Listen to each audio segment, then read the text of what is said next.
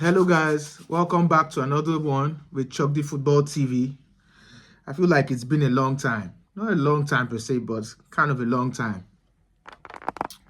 How you guys doing? What's good? What's good?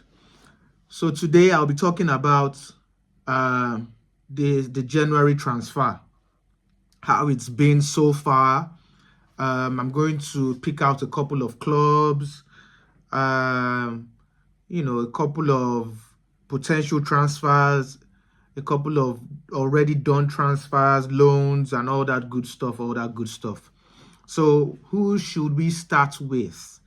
Let's start with Arsenal.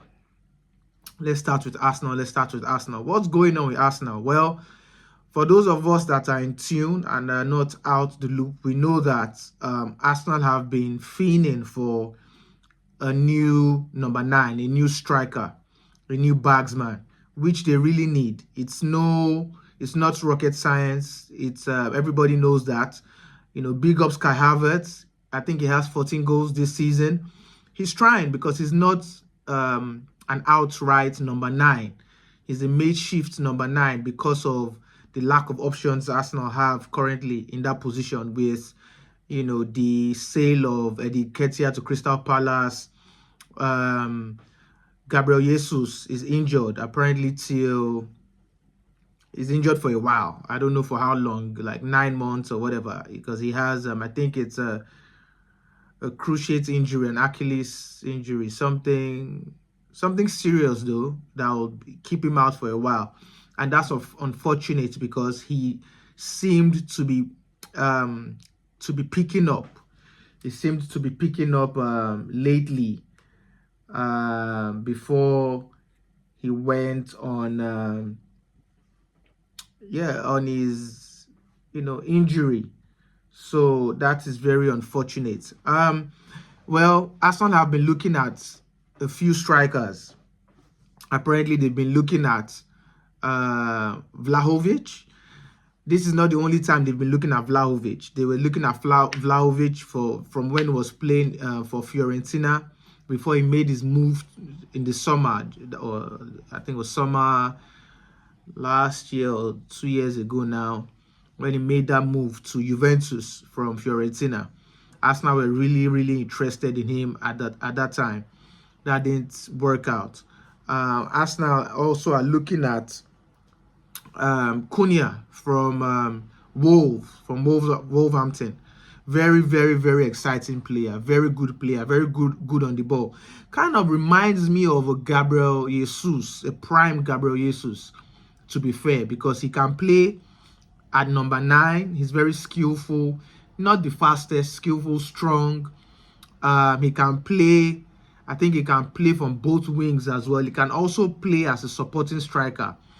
And so recently he's been pushing for a move. He's been pushing for a move out of Wolverhampton. He has a contract on the table with an increased pay, which he hasn't signed yet. Even the Wolverhampton coach came out to say that he didn't like his attitude when he was subbed off.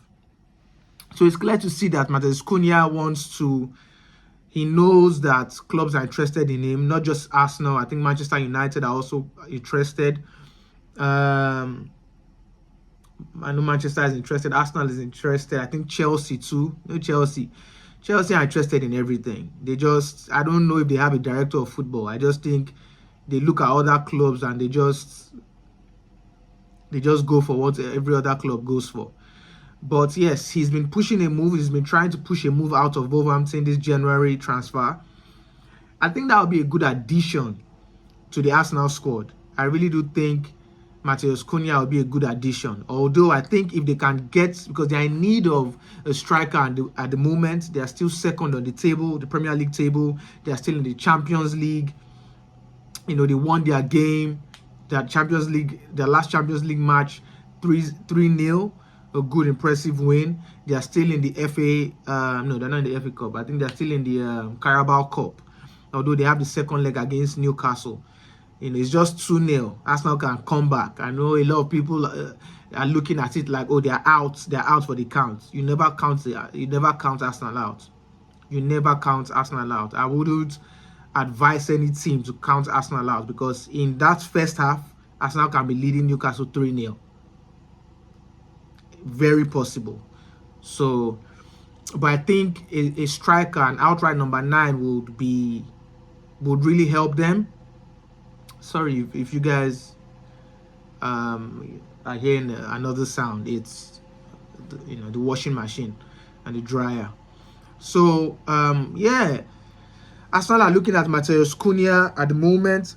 I think if they manage to get Cunha this January, they shouldn't stop there. I think in summer they should still try to get an elite striker. And when I say an elite striker, I'm talking about a Victor Osimhen, a Gyökeres, who Arsenal is interested in these guys.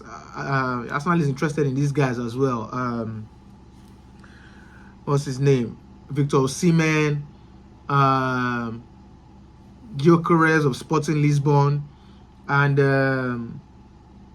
what's this dude's name? This guy from Leipzig. Just pardon me. Let me check. What's dude's name? The striker for Leipzig. Sesko, Benjamin Sesko. So Arsenal are still interested in him. That will be a very good purchase as well if Arsenal can do it. The thing with things like this is, in January, it is very hard for teams to let especially their prize possessions go in January, especially a team that is fighting for something. Especially a team that's fighting for something. You have to pay a lot of money. They will have to charge you a lot to allow their prize possessions go, especially when it's a striker. So yeah, January it's very tricky business. So yeah, Arsenal are interested in Gyökeres, they're interested in Benjamin Sesko, they're interested in Matheus Cunha. They just called what's the dude's name back from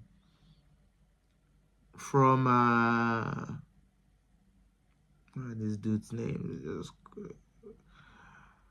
eluding my mind right now. But Arsenal just called one of their players back that plays in from Porto, from FC Porto.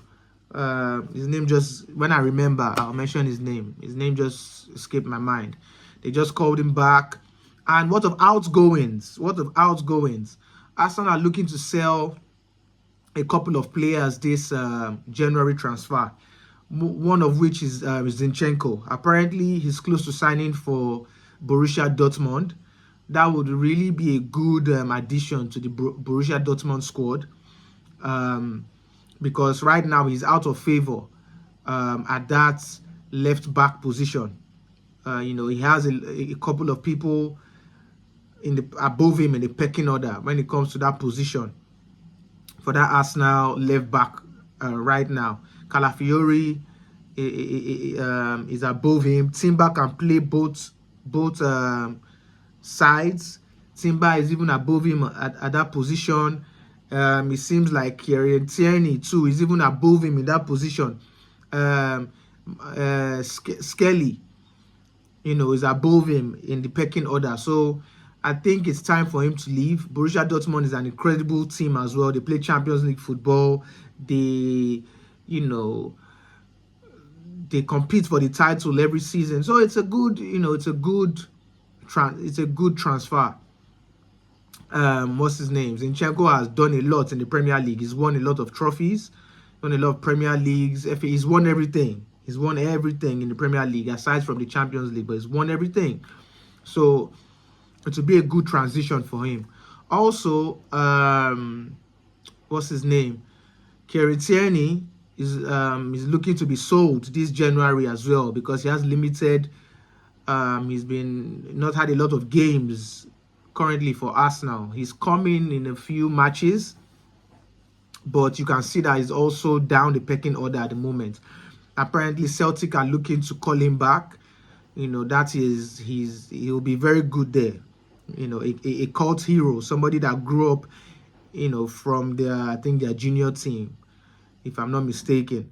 A cult hero there. It will be a good welcome back for him to go back to Celtic. It's not really worked out for him in the Prem because he's really injury prone, and the Premier League is very physical and very fast. Not every player is cut out for that, and that's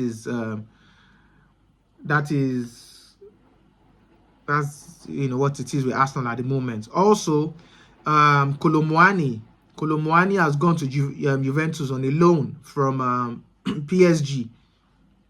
I was very surprised with that transfer, to be fair. But it will be very interesting to see how he performs in the Italian league. He did very well when he was in Germany.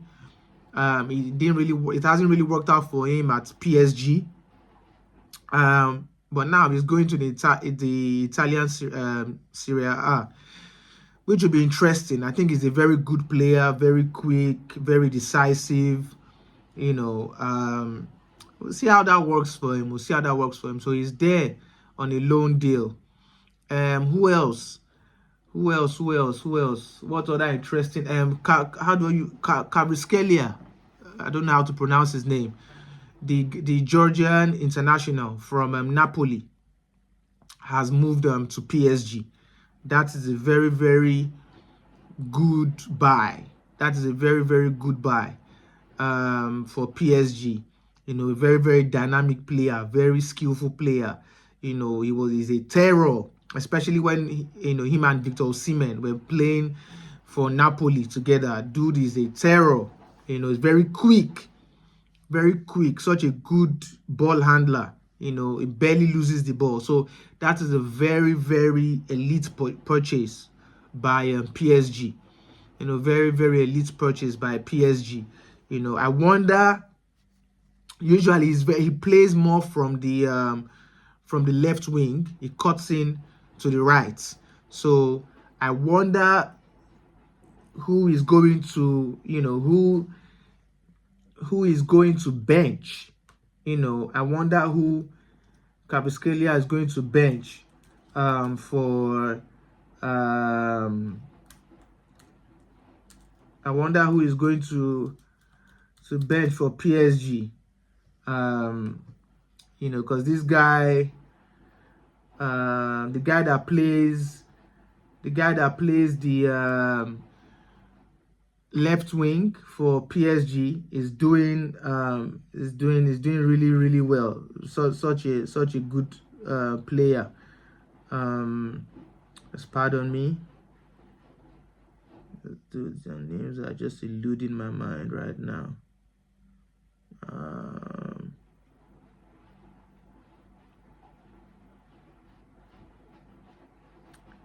What's dude's name?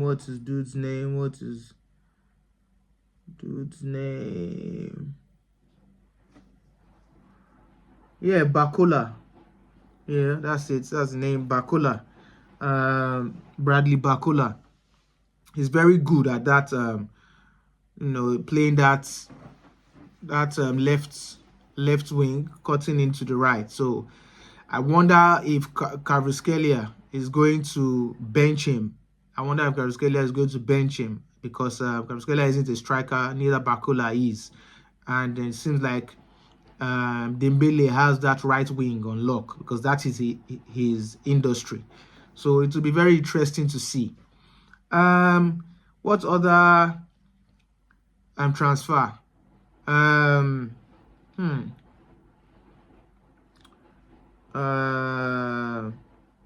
Pardon me. I know.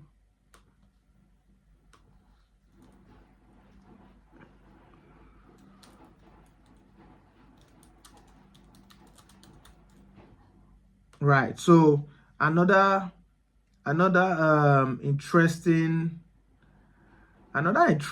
transfer, which is very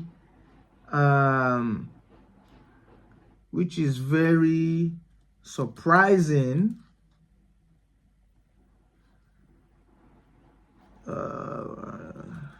Pardon me.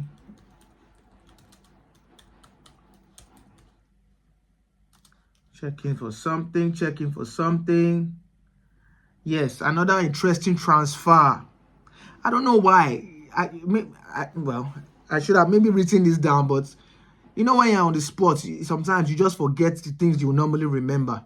But anyways, another interesting transfer is Daniel Marlin from Dortmund to Aston Villa.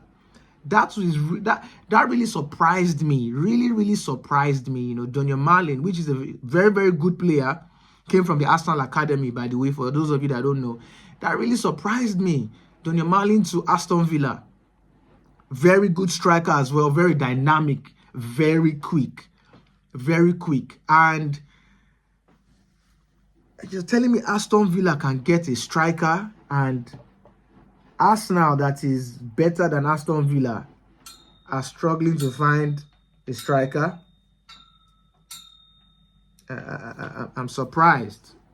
But yeah, Daniel Marlin to Aston Villa, which will be interesting to see, because Aston Villa have two other strikers. They have two other strikers. So I don't know how they are going to I don't know how Emery is going to balance that, because Daniel Marlin just came to Aston Villa. They still have John Duran, they still have Oli Watkins. These are top strikers. So to me, I think Oli Watkins is at the top of the pecking order, and John Duran. Then after him comes John Duran. So are you telling me that Daniel Marlin will be the third choice striker? What will be his playing time? So maybe they know that John Duran is about to leave, because I know that there are interest in John Duran. I know apparently Arsenal were looking at him. I think Chelsea as well. Then there are some clubs outside the Premier League. So that will be interesting to see. Another interesting one is Garnacho for Manchester United. There have been interest in Garnacho, Alessandro Garnacho from Napoli, especially. Now that apparently they really want him. They really want Garnacho at the moment, and that'll be a very interesting buy. I think he's going to do well in a team like Napoli, under a coach like Conte. Conte is going to take care of him. He's going to do very well playing in the Italian league. They are top of the table at the moment. So it will be a new challenge for Garnacho. I think he's a decent player. I think, I don't know why he gets so much scrutiny, especially from Manchester fans. I don't know why he gets so much scrutiny, because he's a good player. And by the way, he's still young. He's 20. He's still young. So I think his ceiling is high. It will be a good transfer. Apparently, Napoli, they really want him. They are really interested. Now that they've sold Kvaratskhelia to PSG, they want him to be a replacement for them. Manchester United are asking for a certain price. I don't know. I think it's like 60 million, around that. And I don't think Napoli want to pay that. It's on negotiation. So we'll be on the lookout for that. Another one is Marcus Rashford. He's been out of the Manchester United team for a couple of games now. It is clear to see that he's basically not a Manchester United player anymore. Funny enough, he came to watch the game against Rangers. When was that? I think that was yesterday. I think that was yesterday. It was at the game against Rangers. Apparently, Borussia Dortmund is interested in Marcus Rashford, and also, according to Fabrizio, Mark Goldbridge, his representatives had they had a sit down with Barcelona, because apparently Barcelona too are interested in a Marcus Rashford deal. Now, Marcus Rashford, the thing with that is he's on high wages at Manchester United. I think he's the second highest paid player in Manchester United after the Brazilian dude. These dudes' names are just eluding my mind. He's the highest paid player. Either the highest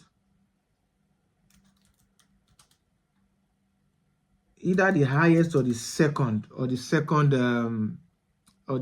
highest paid player at the moment in Manchester United.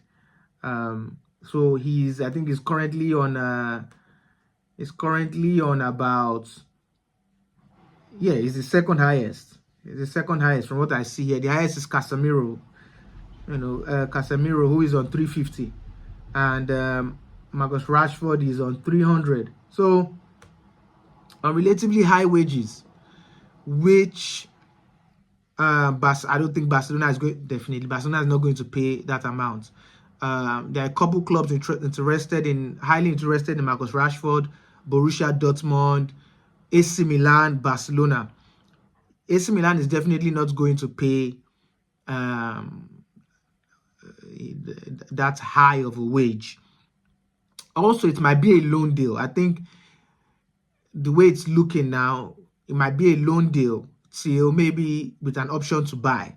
That is probably what it's going to be. If things don't pick up before the January transfer ends, it might just get a loan deal with an option or mandatory to buy in the summer.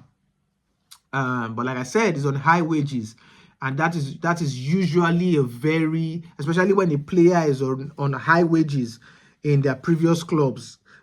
Players don't want to take a pay cut, and I understand. Even if they take a pay cut, they don't want it to be they don't want it to be a significant pay cut, which is understandable. But also, in every conversation or negotiation, somebody has to lose or somebody has to win, or at most come in the middle. And right now, Marcus Rashford isn't. I wouldn't say he's in the strongest of positions at the moment. So what club do I think Marcus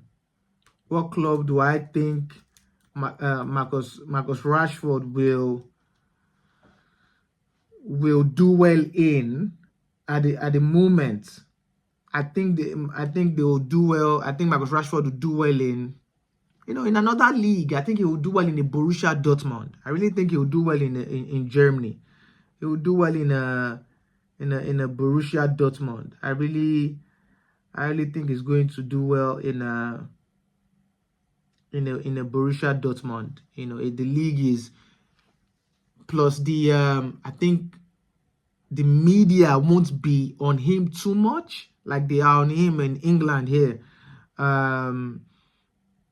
I also think the scrutiny won't be that much on him in Germany. So if I were to choose between, Barcelona too would be a good one. Him going to Barcelona would also be a very, very good a very, very good transfer, because Barcelona are a big club, one of the biggest clubs in the world with a rich history. They are doing very well in the league at the moment. He'll be playing amongst top players, top young players like Rafinha, like Pedri, like he'll be playing with Lewandowski, Lamine Yamal. So that would be him playing for a Barcelona. That would be a good one as well. So yeah, I would, but to me, I'll say Barcelona. I know I was saying Borussia Dortmund. I'll say Barcelona. If the deal can be made, I'll say Barcelona. Let's go to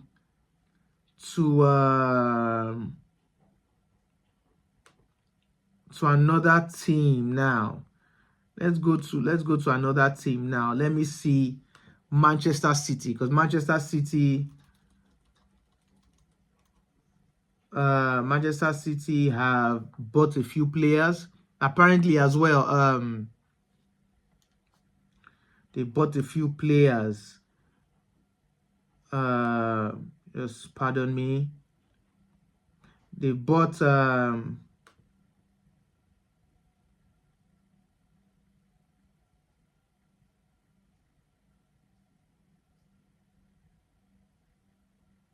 yeah, they bought 3 players at the moment. They bought Mamouche, who I was watching his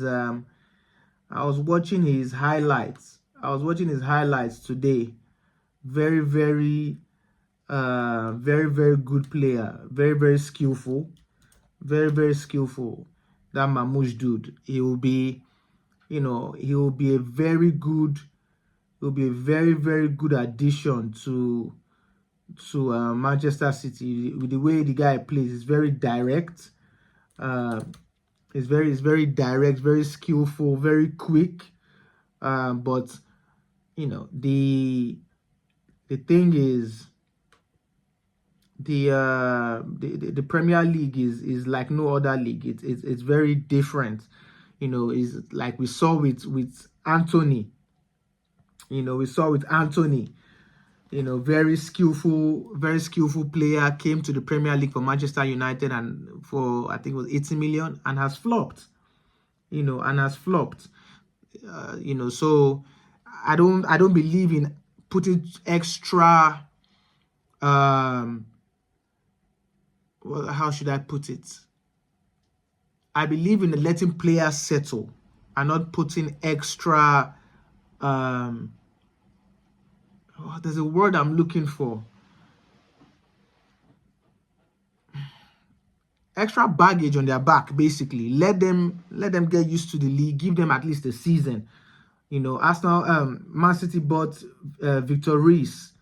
Victor Reis from 18-year-old defender from Palmeiras in Brazil. They've also bought Omar Mamouche. Like I said, very good player, and they also just bought